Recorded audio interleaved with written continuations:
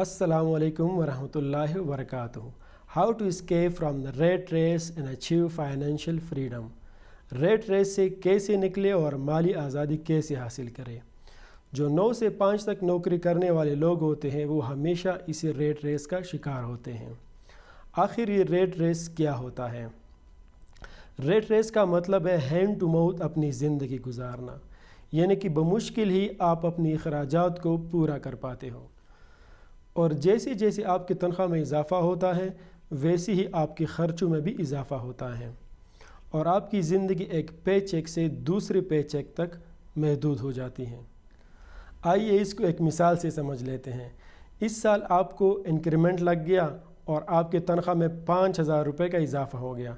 आप घर आए और आपके बेगम ने आपसे कहा कि चलो घर में एसी लगवा लेते हैं, और आपने घर में एसी लगवा लिया। अब आपके घर के बिल में 5,000 रुपये का इजाफ़ा हो गया, यानी आपके जो 5,000 इंक्रीमेंट था वो आपकी यूटिलिटी बिल्स में चले गए। इसी तरह जैसे जैसे आपकी तनख्वाह बढ़ती है वैसे ही आपके ख़र्चों में भी इजाफ़ा होता है, आपके ख़र्च भी बढ़ जाते हैं और आपकी ज़िंदगी एक सर्कल में घूमती है। इसे कहते हैं रेट रेस। इस रेट रेस से कैसे निकले? 4 तरीक़े अप्लाई करके आप इस रेट रेस से निकल सकते हैं। The first one is why, यानी कि आपका वाई जितना स्ट्रांग होगा, यानी आपका टारगेट जितना स्ट्रांग होगा उतनी जल्दी ही आप इस रेट रेस से निकल सकते हैं। इसीलिए आप सबसे पहले अपना टारगेट जो है उसको प्लान करें। दूसरे नंबर पे है गैर ज़रूरी चीज़ों में अपना पैसा ज़ाया ना करें और अपने आप को दूसरों के साथ कंपेयर करना छोड़ दें। मिसाल के तौर पर अगर आपका काम 10 लाख रुपए की गाड़ी से चल सकता है तो 30 लाख रुपए की गाड़ी ख़रीदने की कोई ज़रूरत नहीं है, और जो 20 लाख रुपए बच जाते हैं आप उसको इन्वेस्ट कर सकते हैं। 20 साल बाद जो गाड़ी आपने ख़रीदी है उसकी वैल्यू डिक्रीज़ हो जाती है, जबकि जो गाड़ी बनाने वाली कंपनी है उसके शेयर्स अगर आपने ख़रीद लिए हो तो 20 साल बाद उसकी वैल्यू करोड़ों में चली जाती है। तीसरे नंबर पे है सेव फर्स्ट।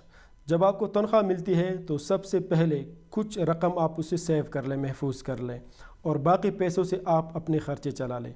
ज़्यादातर लोग क्या करते हैं, जब उनको तनख्वाह मिलती है तो उससे अपने सारे अखराजात निकाल लेते हैं और महीने के आखिर में फिर उनको कुछ भी नहीं बचता। तो इसीलिए सबसे पहले आप तनख्वाह से सेव कर लें। Number 4, do budgeting, what you need and what you want. Also increase your income stream. अपनी अखराजात और इनकम को लिख लें, उसे एनालाइज करें। आपको कितना पैसा बचता है, आपको कितना पैसा चाहिए, ये पूरा स्ट्रक्चर बना दें।